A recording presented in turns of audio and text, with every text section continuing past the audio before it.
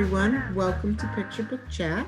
I'm Mary Ellen Brax. I'm the Public Services Manager for Early Learning, so I'm in charge of all the programs for children birth to 8 years old. And with me today, I have Sheri Boggs. And Sheri, you can introduce yourself. Hi, I'm Sheri Boggs. I'm a buyer for the district. I'm also a librarian.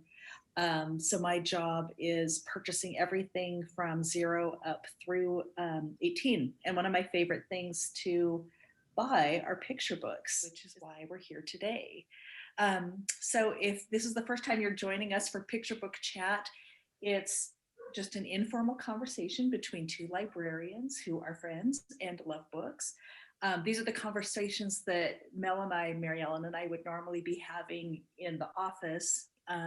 But with COVID, we're working at home some days, sometimes going in. So this is a way for us to kind of recreate and share those conversations with all of you. When the new books come in, one of the things I do is I go to the shelf and I look at everything. I make sure that it's going to the appropriate place in the collection. But I'm also looking to see, like, is this something that our librarians can use for their story times?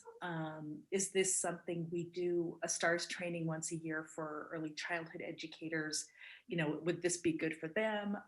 So all of that stuff. And sometimes I'll see something that I get really excited about, and usually I can just holler over the wall, hey Mel, look at this book. But we can't do that as much anymore. So we're doing this instead. Yes. And I mean, our libraries have recently just opened, so you can go in and browse the new bookshelves. But if you don't have a chance to get in during our open hours, this was just a way for us to be able to share what's new out there and what we think are some of the best books out there, and that we know that people would enjoy, or they might have a special niche for using them. So Sheri, why don't we go ahead and get started? Okay. So the first one I wanted to tell you about, Mel, is Marcia is magnetic. And the first thing about this book that struck me was this would have been perfect for a STEM bag we were working on a couple years ago. STEM stands for science, technology, engineering, and math, correct? Correct. Yes. Okay. So we do all these STEM bags for preschoolers in our district. And when we pick out the books for them, it's really easy to find a nonfiction book on a science concept. But we always try to go a step further. We try to find like a fun picture book that helps illustrate that concept, because that's more engaging often to kids. But when we were doing the magnet bag, I had so much trouble finding a good story that illustrates them. I think for that bag, we ended up doing a couple nonfiction titles, just because at that point there was nothing like this out. And I don't know if this skews a little too old. We can talk about that. Yeah. But this is just a great story about magnetism. So let me tell you about the plot. So Marcia has a problem, and that's that her birthday is coming up. And it's a problem because she doesn't feel like she has a lot of friends. And so I love on this page, they talk about the scientific method, which is make an observation, ask a question, formulate a hypothesis, test the hypothesis, analyze data, make a conclusion. And so she goes and does that. So she goes to school, and there's one girl that seems to have a lot of friends. And so Marcia is kind of watching her to see what she does. And she talks about it to her mom, and her mom's like, well, people are just naturally drawn to her. Some kids are like that. So Marcia continues, and she realizes, you know, the kids like to draw her, but they don't necessarily like her so much. Like that page was a little bit sad. But she perseveres, which I really like that she does. She's really into science, and she wonders if maybe that's a little bit off-putting to potential friends. But she keeps going, and she comes up with this magic suit that she makes. And when she goes to school, all the kids are drawn to her because it's actually this literally magnetic suit. And so any of the kids that have like zippers or earrings or something metal on them, they end up, you know, like literally drawn to Marcia. I love this little picture here. So it's a great story about kind of the two different meanings of the word magnetism. There's the Yeah. scientific concept, and then there's kind of the social emotional piece about, what attracts us to each other, as friends, what makes a person a good friend. So Mel, tell me what you thought about this book. Oh, I love this. I mean, for so many reasons. But I really, just visually looking at there's a lot of bright colors. There's a lot of things for kids to look at. I love the way that they broke down the scientific method. So, step 1, step 2, step 3, so you can actually see her work through the process, which I think is very nice to put it into a story context, to create that scaffolding for kiddos. I just loved Marsha's approach that everyone is literally sticking to her, which I just got a really big kick out of. And the other thing I really loved is the message, how the book ends, where Marcia concluded that the best way to make friends was just to be yourself. And I just thought, and that was the conclusion. And I just thought that would be a great thing to discuss with the kids, and just the different steps of the process. I also thought it would be a great jumping off point for that social emotional of, well, how would you make friends with somebody? How do you make friends with someone? And so that you could have that discussion.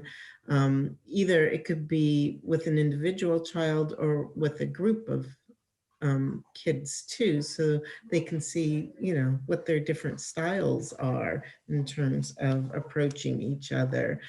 It's a great introduction to the scientific method, so you could do all sorts of, you could have them make their own creations and, follow the scientific methods. So you could have lots of materials, handy, and just let them be creative too.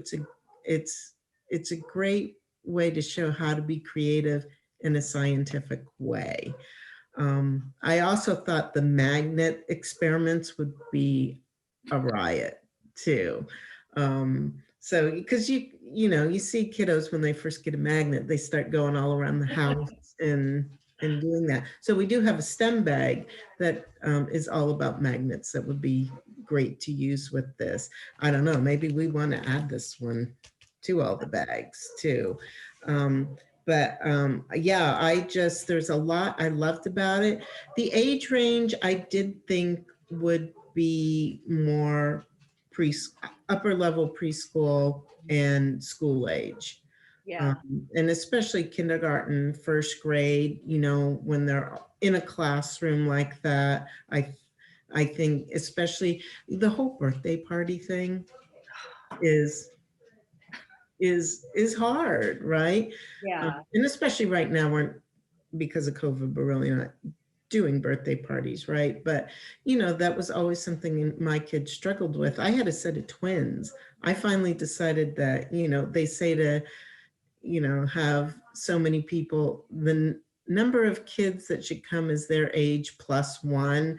But I figured with my kiddos, we just got to invite the whole class. So we really didn't do we did family birthday parties and not necessarily the friend birthday parties, because I didn't want anybody to be left out. And so I think this is a very real situation that you could see kids being in too. So there's that whole social emotional piece also here. So, I think she ended up inviting the whole class, it looked like, because they all stuck to her. Yeah.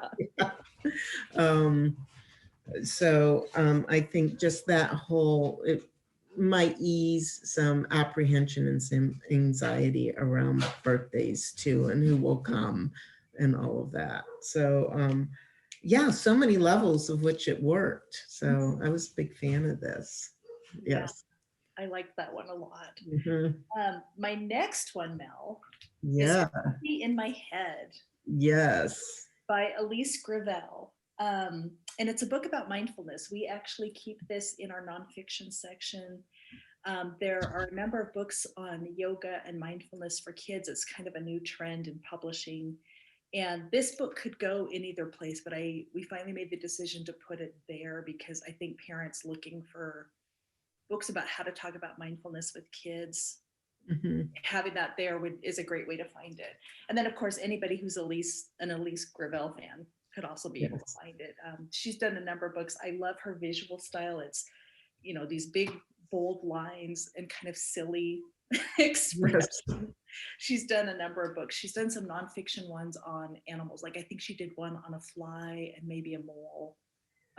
So she's kind of drawn to odd concepts, which I like. But so anyway, this one, there's a puppy in my head. His name is Ollie. Most of the time, Ollie is quiet. He sits or sleeps. He's a good puppy. Ollie is very curious. He wants to explore everything, smell everything. So, as we're going through this, it just seems like a regular dog, right? But then we talk about sometimes Ollie is all over the place. He gets excited. Then I get excited too. And so it kind of talks about how, our brains can be very noisy and they can get very agitated. And when our brains get agitated, we get agitated too. So this book goes on to talk about, when Ollie gets that way, what do I do? And the character comes up with a great solution. I get out my imaginary leash, and the leash turns out to be this character's breath. And so when the narrator starts breathing deeply, that's like holding up the leash, and Ollie starts to calm down. And this is just such a great book about kind of describing how our brains, like our mind is a thing that's a little bit separate from us. And I think it's a great way to illustrate to kids how you can tune in to what you're thinking and what's kind of going on in there and seeing how that might be affecting your behavior. And it's so, it's always been important, but it's so important now, I think, for kids to have the skills to be able to regulate themselves. And this is such a good book for talking about how to do that. Like, I think, when you and I were growing up, Mel, there weren't books like this. It was kind of like, all you had was your parents saying, you better knock it off. Yeah. Or something bad is going to happen. And or calm down. Exactly. Like, but that's external. Like, this book shows a child how to actually do that for themselves, which is just such a great skill. So I feel like I'm just going on and on about this book. Mel, yes. What did you think about Puppy in My Head? I liked it just for that reason, because it teaches kids how to calm down. It's one thing to be told, calm down, but unless you know how to do it, you don't, and especially at a preschool age or a younger age, it's hard. I do think this is for an older preschool age. Not that you couldn't work with the concepts in this book with younger kids. You could do the belly breathing with your hands on your belly, or a stuffed animal on your belly to get your mind to kind of calm down and relax. But I liked it how they were able to relate it to something tangible, and that everyone gets anxious and stressed. And so, but they're talking about what words are going on in her head, that how she's starting to feel anxious or stressed out. And I think that is really good to identify for kids. So then they can go into that deep breathing and that deep breath. And there was a great video, in fact, that a colleague had just sent me about a 6-year-old calming down his toddler brother who was starting to have a temper tantrum. And he's like, it's okay. Just now take a deep breath. It'll be all right. Now breathe with me. It's adorable. But he had already, at 6 years old, he recognized that and was able to recommend to his brother. So that's why I think something like this would be really helpful, because it helps label and talk about that. I really like the note. I don't know if you noticed at the end, there's a note from the doctor in the last page. And it says it's very important to help our children learn the skills they need to manage anxiety and stress. Puppy in My Head is a lovely way to introduce mindfulness to children and parents. It's not only a step-by-step introduction to conscious breathing and a focused mind, but it also shows children that thoughts and feelings are things we can identify and understand. And right there, I think this is actually another doctor that is talking about the book. It's Dr. Deirdre Bernard Pearl. And she is from the pediatric medical director from the Santa Rosa Community Health in Santa Rosa, California. So, I mean, just having that endorsement and being able to use it, I think she hit the kind of the nail on the head there.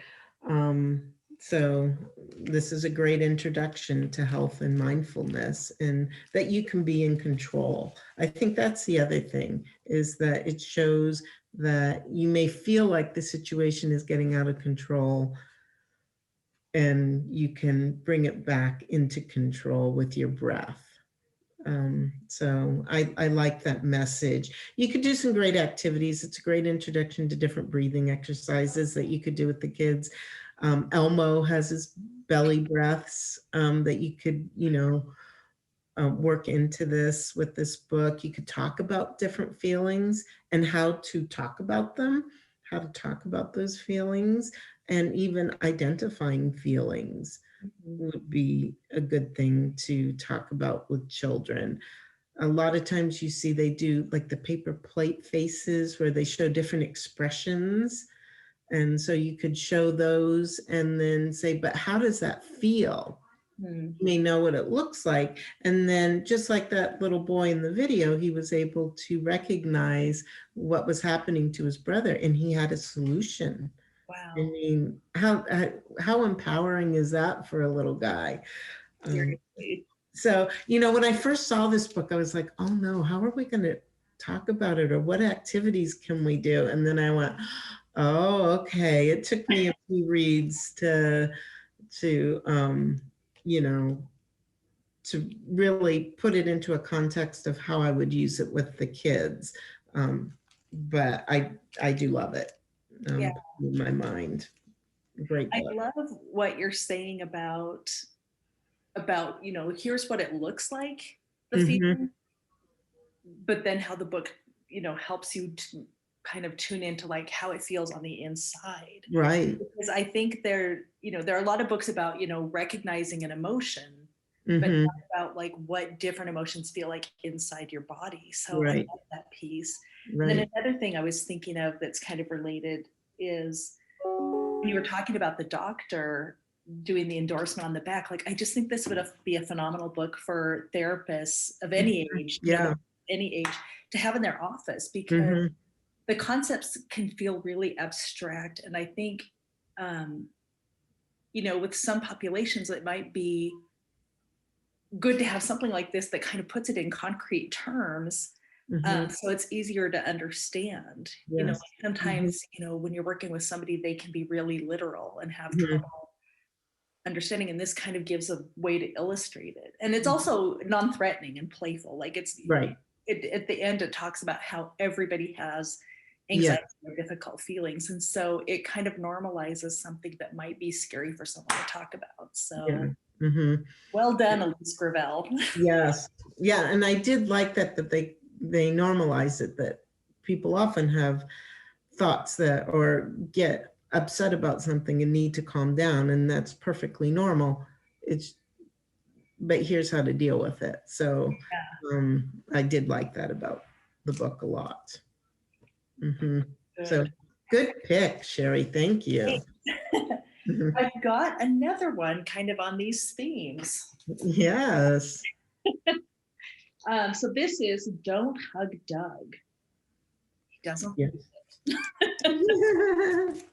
So this appealed to me just because the title is funny, the cover is funny, but I also, I love the message of it because, we're still having ongoing conversations about consent and, teaching kids that they can say, I don't want to be hugged right now, or, Mhm. I like fist bumps and I like handshakes, but, Mhm. I think it's so important for kids to know that they can, be in control of their own bodies and Yeah. set their own boundaries.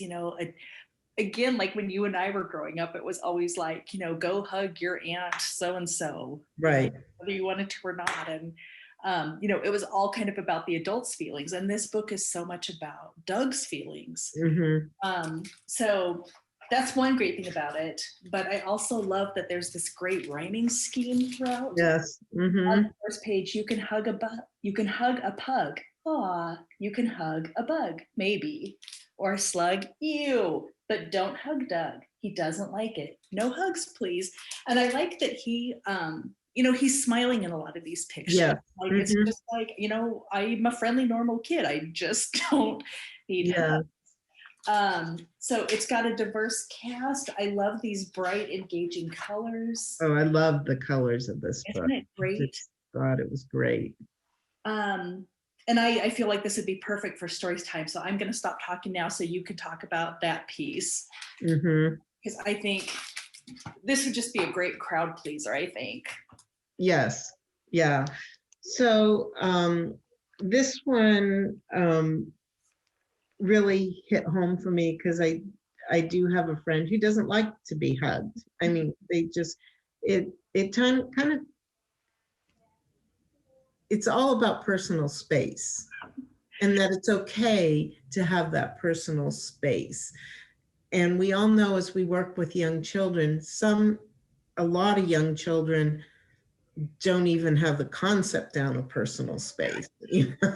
That's why, sometimes All me. preschool rooms, where you have a square that you can sit on, that's your space. Or you see the kids starting to lie on somebody in story time, and, the other child going, no, don't do that. So I really did like this. I liked how they approached it. And it does a great job of explaining that you should ask before you hug. And I really appreciated that. And that there's an alternative there, because they talk about that he likes the high five. So I thought that was great. So can you hug Doug? No, he doesn't like it, but he does like you. And I think that's important to put out there too. And he likes high fives. So it's a different way of showing that acceptance there. So yeah, there were a lot of great things in here. And they talk about what he does like, Mm-hmm. So I think, that's great. You could talk about, well, what things do you like and what things don't you like to do? You could also talk about how do you like to show affection, and if you're uncomfortable, you can say, oh, no, thank you. It's as simple as that. Please don't do that. I don't like that. And you can say it in a nice way. Like you said, he's smiling. Mm-hmm. And then they have a whole page of asking people, can you hug these people? And there's only one way to find out. You ask. Mm-hmm. And then and then I love the page where they're talking about, they're asking the question, they get all different responses. Yeah. So can I hug you? Not now, gotta roll. Can I hug you, Grandma? Yes, I've always loved hugs and I always will. And then there's a set of twins here. Can I hug you? And one says yes and one says no. And can I hug you? And it's a little baby doing the babble and it says that means yes. I mean, so that just sets the stage for, you really should ask before you give someone a hug. And as adults, we know the people who don't mind a hug, and we know the people who would rather you just say, oh, I'm sorry, you're going through, what can I do? But kids don't.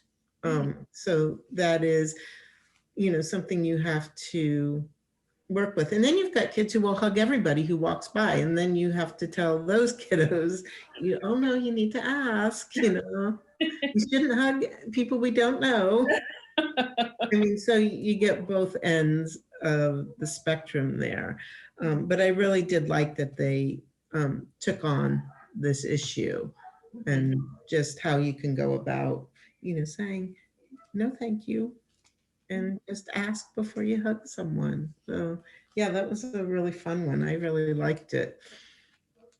I could see reading that in a classroom if you've got one who's a hugger, Yeah, and that happens. I just saw a picture book recently that just came in that was the other end of that spectrum. And yeah, it's the kid that needs to hug everything and doesn't yeah. understand why Mm-hmm. why that affection isn't reciprocated. And either the mom or the teacher has to come in and be like, well, not everybody shows their affection the same way. It's almost like, picture book about love languages. Yeah. It's like somebody shows you their rock collection and that's how they show that they care. Mm-hmm.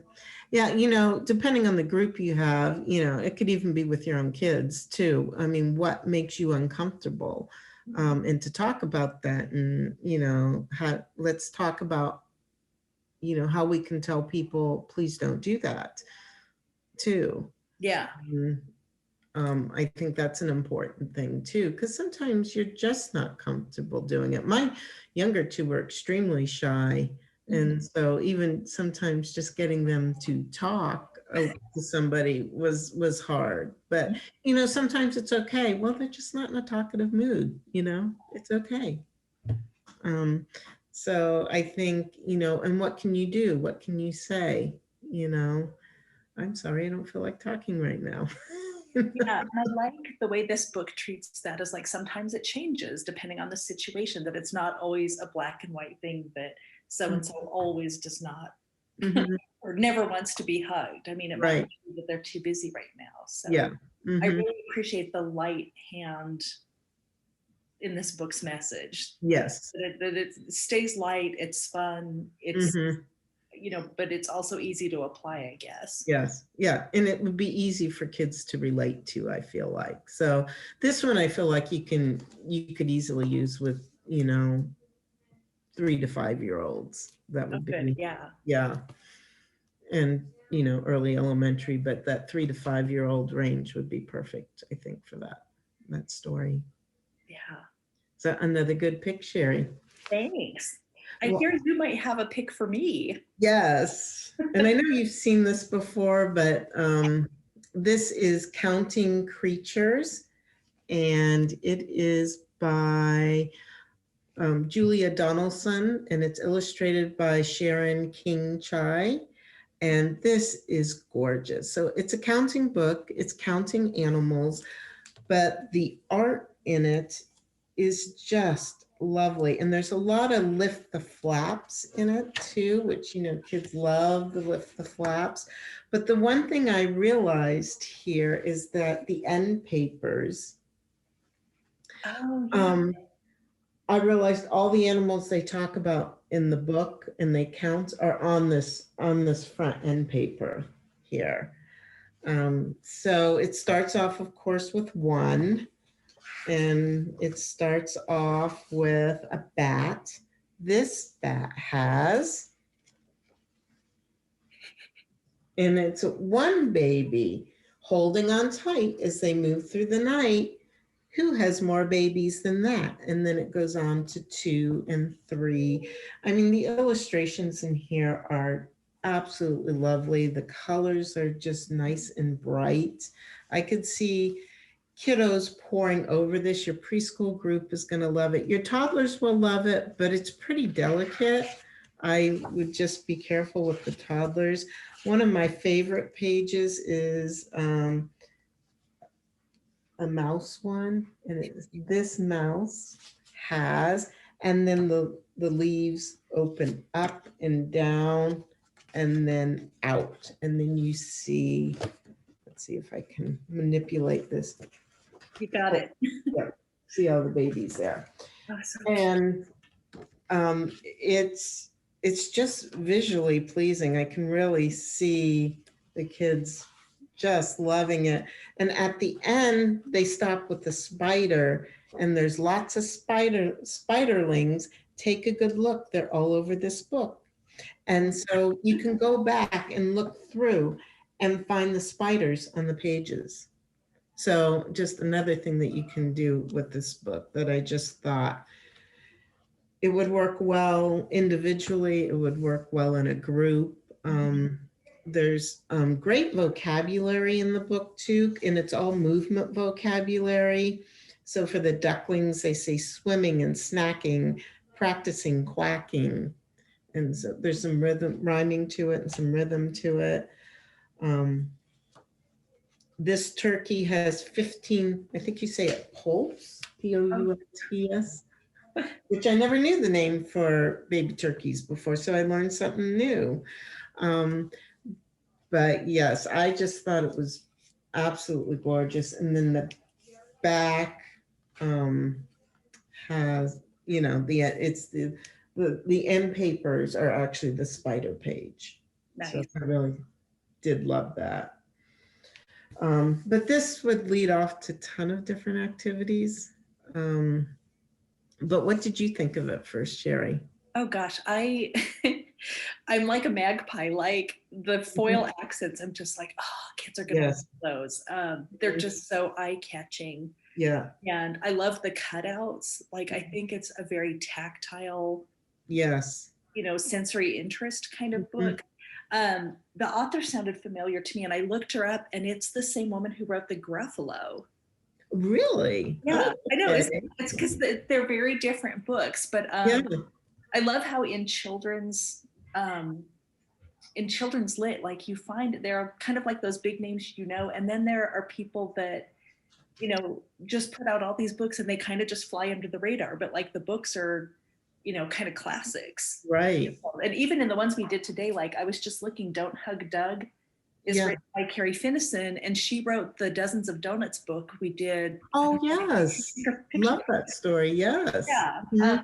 You know, but again, very different stories, and with readers who might not make that connection, but there's some good stuff out there. Yeah, but getting back to Counting Creatures, I like, it's such a beautiful book.